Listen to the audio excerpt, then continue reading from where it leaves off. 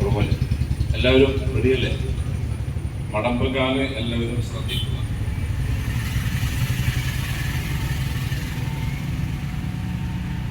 അല്ലാഹു അക്ബർ.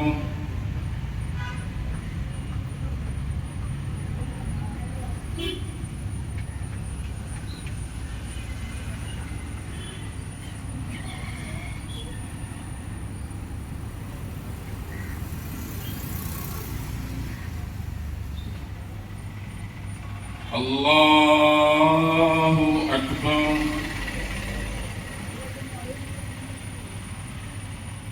അല്ലാഹു അക്ബർ. അല്ലാഹു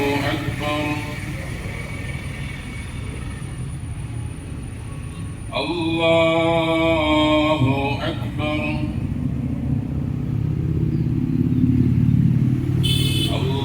അല്ലാഹു അക്ബർ. അല്ലാഹു അക്ബർ. അല്ലാഹു അക്ബർ.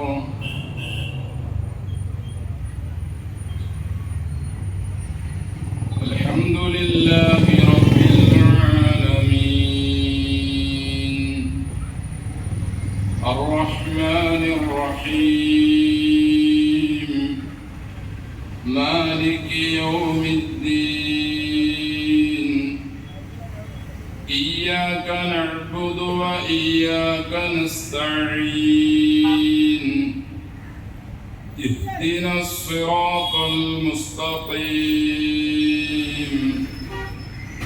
സിറാത്തൽ ലദീന അൻഅംത അലൈഹിം ഗൈറിൽ മഗ്ദൂബി അലൈഹിം വലദ്ദാല്ലീൻ.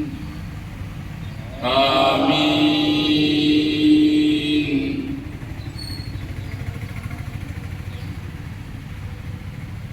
സബ്ബിഹ് ഇസ്മ റബ്ബികൽ അഅ്ലാ الذي خلق فسوى والذي قدر فهدى والذي أخرج المرعى فجعله غثاء أحوى سنقرئك فلا تنسى إلا ما شاء الله إنه يعلم الجهر وما يخفى ونيسرك لليسرى فذكر إن نفعت الذكرى سيذكر من يخشى ويتجنبها الأشقى الذي يصلى النار الكبرى ثم لا يموت فيها ولا يحيا قد أفلح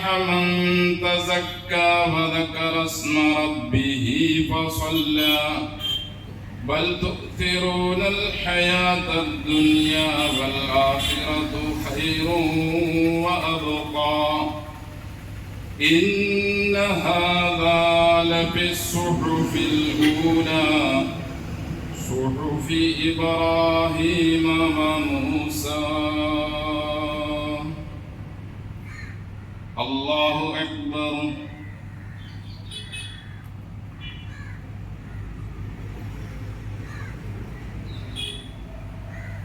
سمع الله لمن حمده.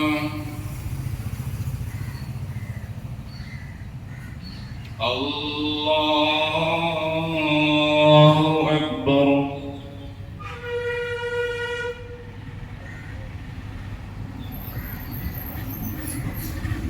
الله أكبر.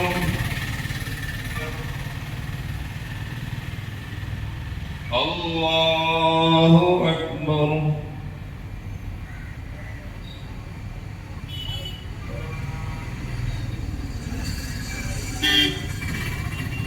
الله أكبر. الله أكبر الله أكبر الله أكبر الله أكبر الله أكبر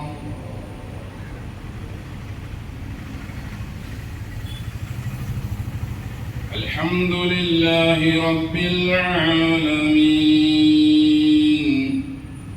الرحمن الرحيم مالك يوم الدين إياك نعبد وإياك نستعين اهدنا الصراط المستقيم صراط الذين أنعمت عليهم غير المغضوب عليهم ولا الضالين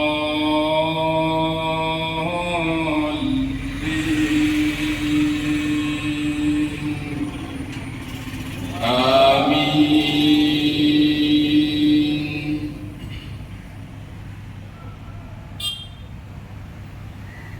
أفلا ينظرون إلى الإبل كيف خلقت وإلى السماء كيف رفعت وإلى الجبال كيف نصبت وإلى الأرض كيف سطحت فذكر إنما أنت مذكر لست عليهم بمسيطر إلا من تولى وكفر فيعذبه الله العذاب الأكبر إن إلينا إيابهم ثم إن علينا حسابهم. الله أكبر.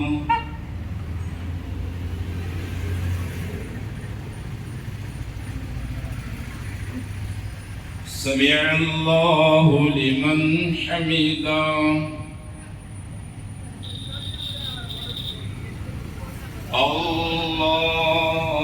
الله أكبر.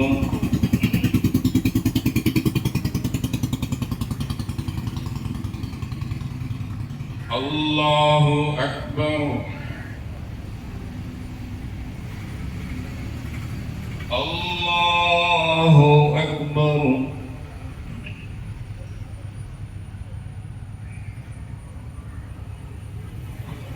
الله أكبر.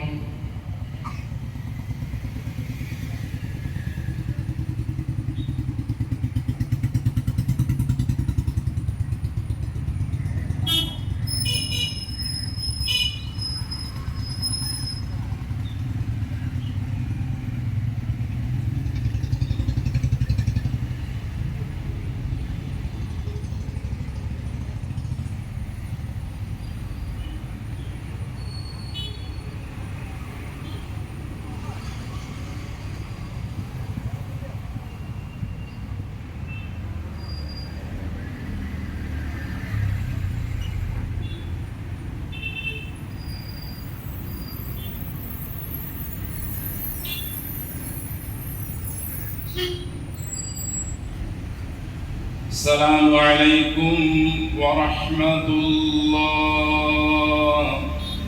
السلام عليكم ورحمة الله.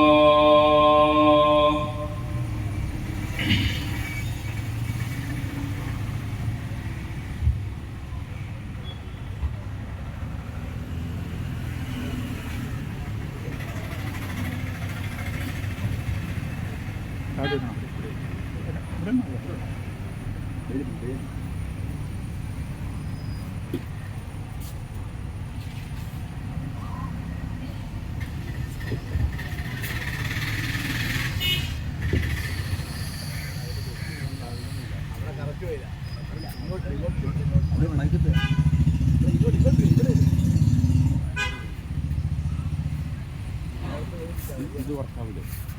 ആ അത് വർക്കാക്കി വർക്കല്ലേ വർക്കല്ലേ.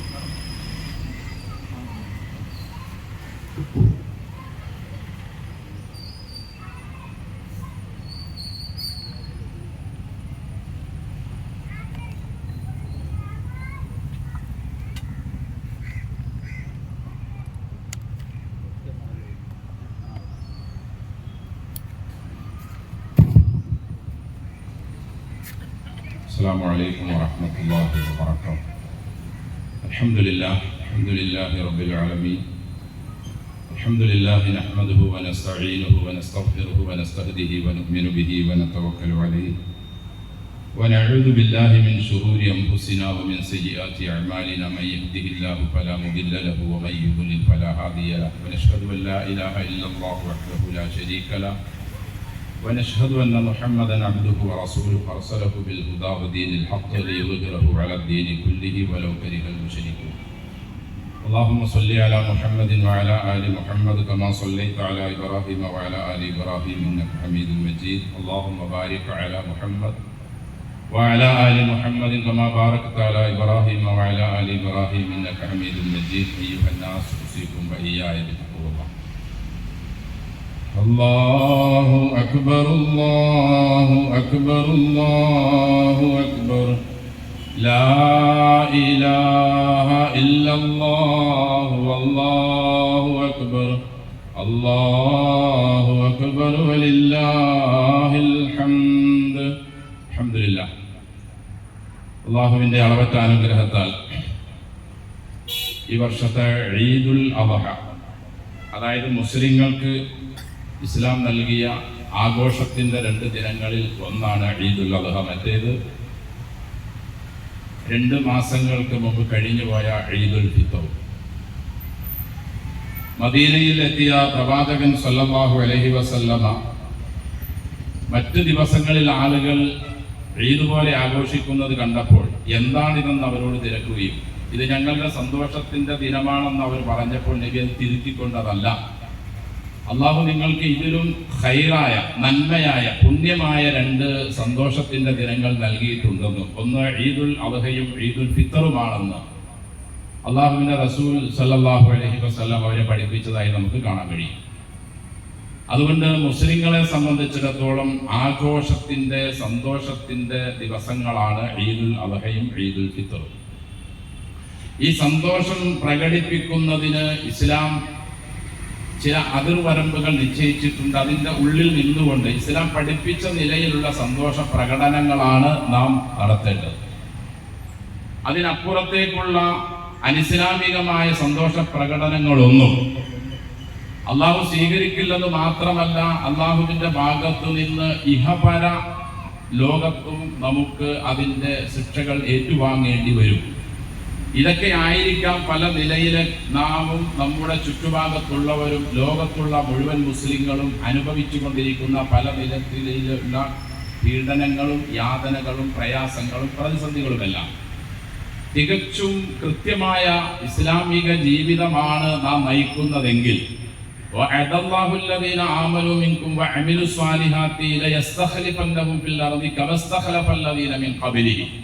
وَلَيُمَكِّنَنَّ لَهُمْ دِينَهُمُ الَّذِي ارْتَضَىٰ لَهُمْ وَلَيُبَدِّلَنَّهُمْ مِنْ بَعْدِ خَوْفِهِمْ أَمْنًا يَعْبُدُونَنِي لَا يُشْرِكُونَ بِي شَيْئًا.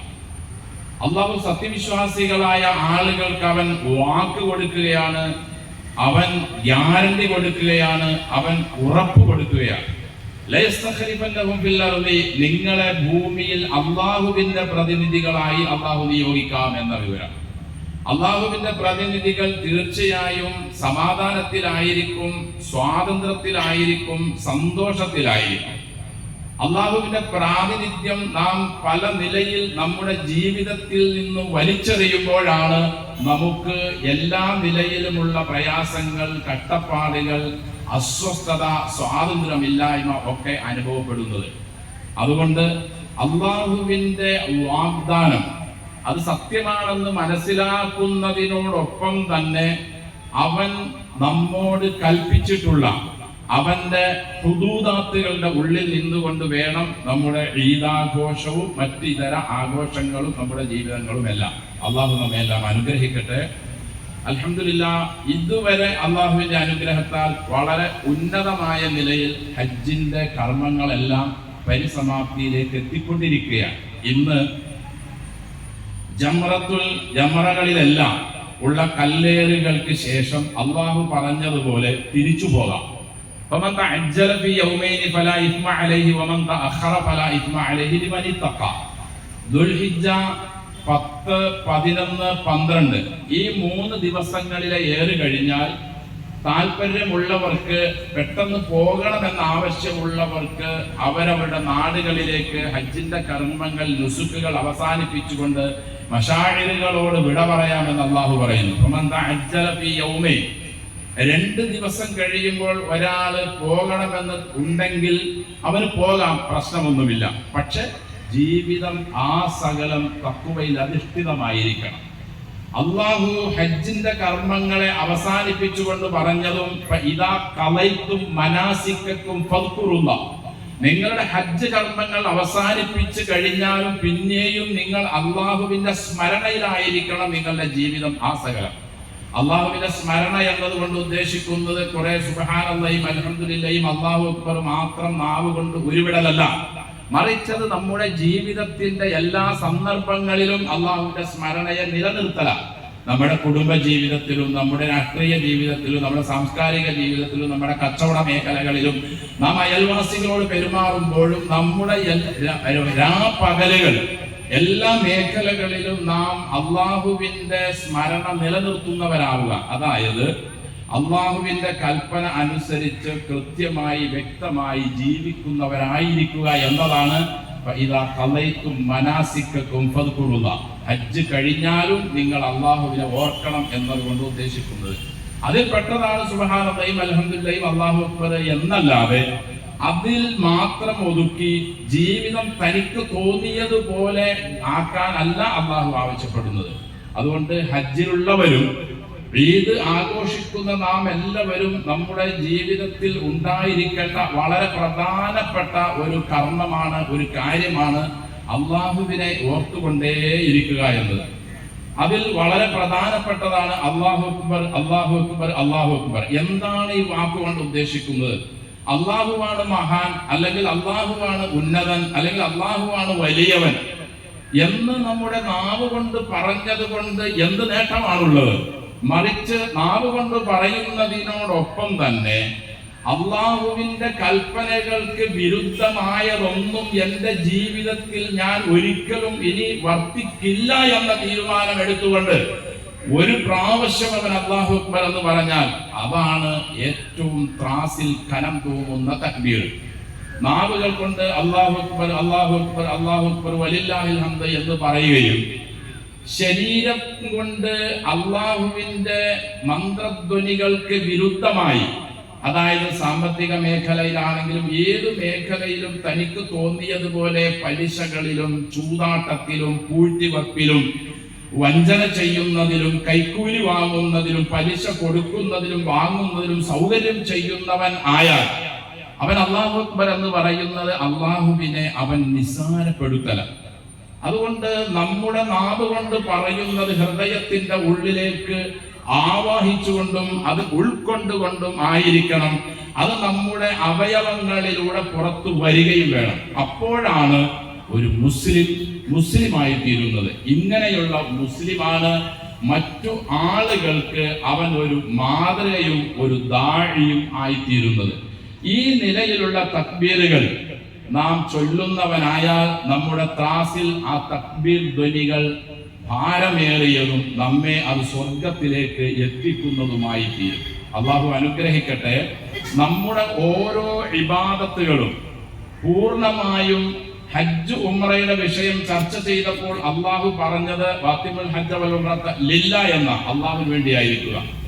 അതുപോലെ തന്നെ ബലി അറുക്കുന്നതും നിസ്കരിക്കുന്നതും നോമ്പനുഷ്ഠിക്കുന്നതും സക്കാത്ത് കൊടുക്കുന്നതും എല്ലാം അള്ളാഹുവിന് വേണ്ടി ആയിരിക്കണമെന്ന് ഖുർആനിന്റെ ഇതര ഭാഗങ്ങൾ കാണാം.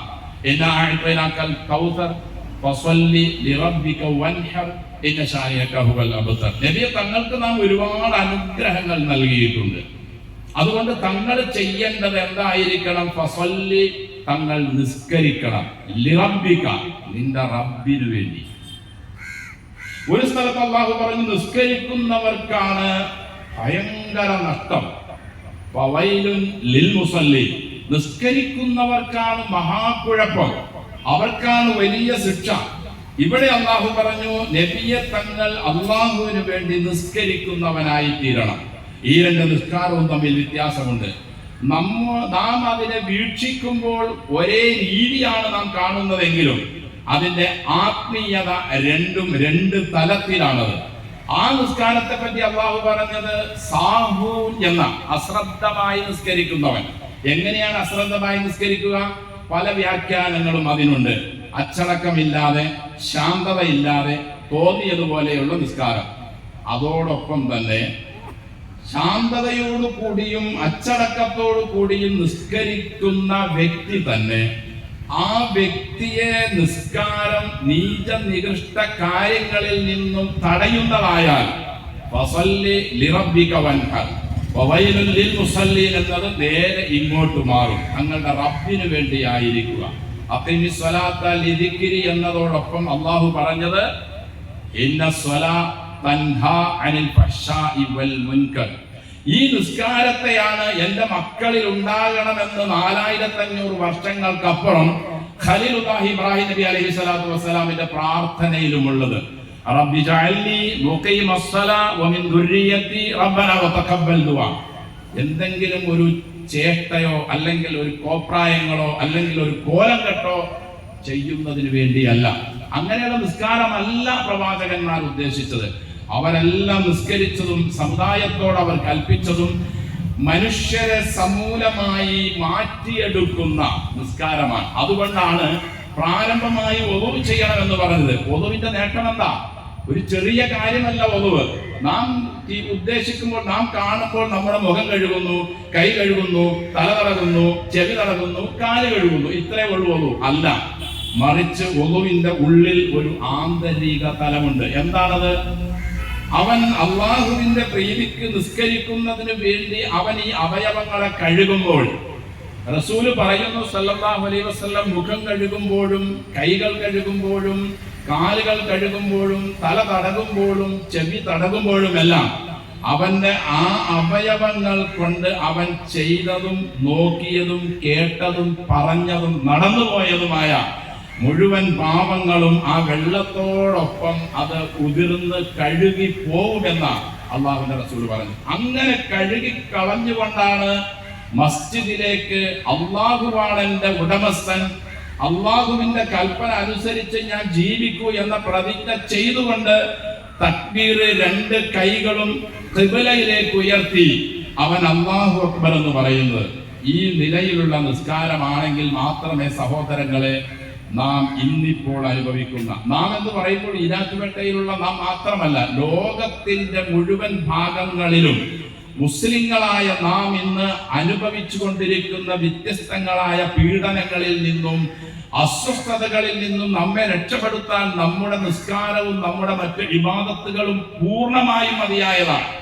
അത് ഫലസ്തീനിലാണെങ്കിലും ഇറാഖിലാണെങ്കിലും ഇന്ത്യയിലാണെങ്കിലും ഏത് സ്ഥലത്തിലാണെങ്കിലും അതെല്ലാം ആ ഭാഗങ്ങളിലുള്ള മനുഷ്യന്മാർക്ക് സ്വാതന്ത്ര്യവും സമാധാനവും നൽകാൻ പൂർണ്ണമായും ഉതകുന്നതാണ്, കഴിവുള്ളതാണ് ഈ നിസ്കാരം. അതിങ്ങനെ ആയിരിക്കണം. നിസ്കരിക്കുന്നവൻ സലാം വീട്ടിയതിന് ശേഷം മറ്റുള്ളവരുടെ കുറ്റങ്ങൾ അന്വേഷിക്കുന്നവനോ, വീണ്ടും അവൻ പലിശയുമായി ബന്ധപ്പെടുന്നവനോ, വീണ്ടും അവൻ കളവ് പറയുന്നവനോ ചെയ്യുന്നവനോ അല്ലെങ്കിൽ കൈക്കൂലി വാങ്ങുന്ന ഉദ്യോഗസ്ഥനോ ആയാൽ അവന്റെ നിസ്കാരം അള്ളാഹു അവന്റെ മുന്നിലേക്ക് വലിച്ചെറിയുമെന്ന അവസ്ഥ ഹദീസുകളിൽ വന്നിട്ടുണ്ട്.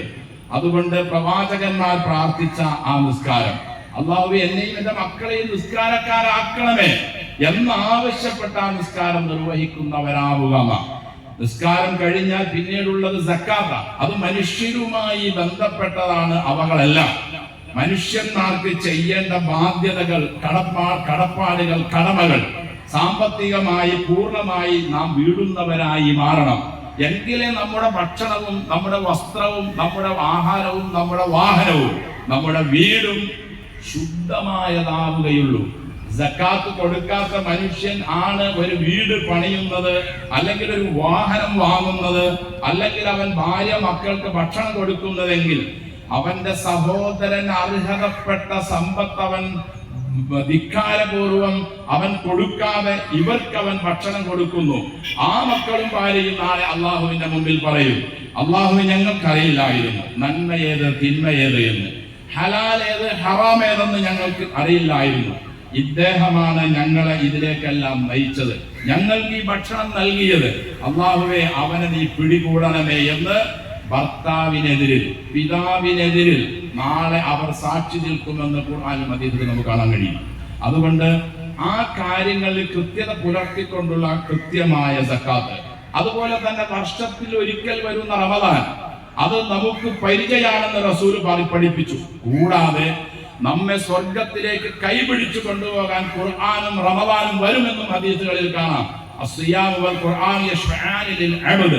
അബ്ദ് ദാസന് വേണ്ടി ശഫാഅത്ത് ചെയ്യുന്ന, കൈപിടിച്ചു കൊണ്ടുപോകുന്ന, ദാസനെ രക്ഷിക്കുന്നതിന് വേണ്ടി റബ്ബിന്റെ മുമ്പിൽ അപേക്ഷിച്ചു കൊണ്ടിരിക്കുന്ന രണ്ട് ഇബാദത്തുകളാണ് നോമ്പും ഖുർആനും.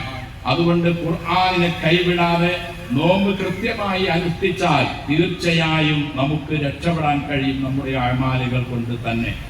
അതുപോലെ തന്നെ നോമ്പ് കഴിഞ്ഞാൽ പിന്നീടുള്ളതാണ് ഹജ്ജ് കർമ്മം. ഹജ്ജ് കർമ്മം ചെയ്യുന്ന ആളുകൾ ലക്ഷോപലക്ഷമാണ്. നമുക്കറിയാം, ഓരോ വർഷം കഴിയും തോറും ആളുകളുടെ എണ്ണം വർദ്ധിച്ചുകൊണ്ടേയിരിക്കുന്നു. ഇത് കഴിഞ്ഞാൽ ഇനി ഉംറ, അതിന്റെ ആളുകളും ഹജ്ജിനേക്കാൾ ഒരു വർഷം നോക്കുമ്പോൾ എത്രയോ ഇരട്ടിയാണ്.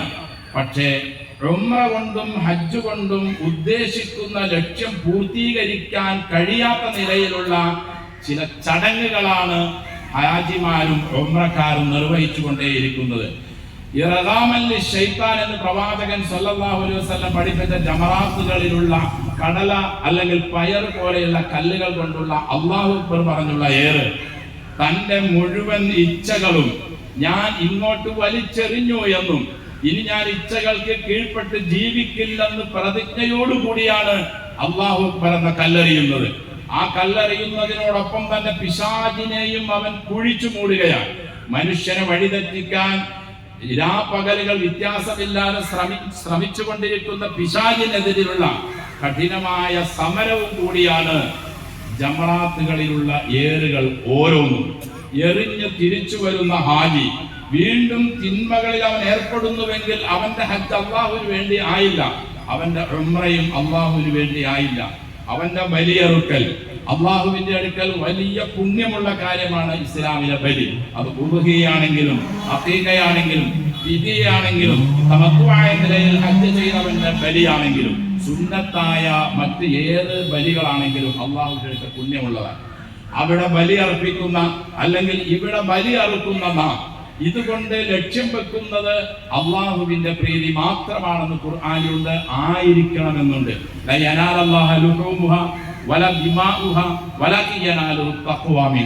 നിങ്ങൾ അറക്കുന്ന ബലിമൃഗത്തിന്റെ രക്തവും അതിന്റെ മാംസവും അതിന്റെ രോമവും അതിന്റെ തൊലി ഒന്നും അള്ളാഹുവിലേക്ക് എത്തുന്നില്ല, മറിച്ച് അള്ളാഹുവിലേക്ക് എത്തുന്നത് ഒന്നു മാത്രമാണ്, തഖ്വയാണ്.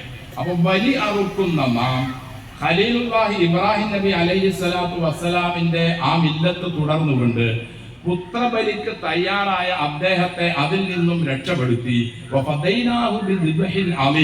മകനെ അറുക്കാനാണ് അള്ളാഹുവിന്റെ കൽപ്പനയെങ്കിൽ ഞാൻ അതിനും തയ്യാറാണെന്ന് വളരെ വ്യക്തമായി മിനയിൽ കാട്ടിക്കൊടുത്ത പ്രവാചകനാണ്. വലമ്മ അസ്ലമ വതല്ലഹു ലിൽ ജബീൻ വനാദൈനാഹു അയ്യാ ഇബ്രാഹിം ഖദ് സദ്ദഖത റുഇയ ഇന്ന കദാലിക നജ്സിൽ മുഹ്സിനീൻ.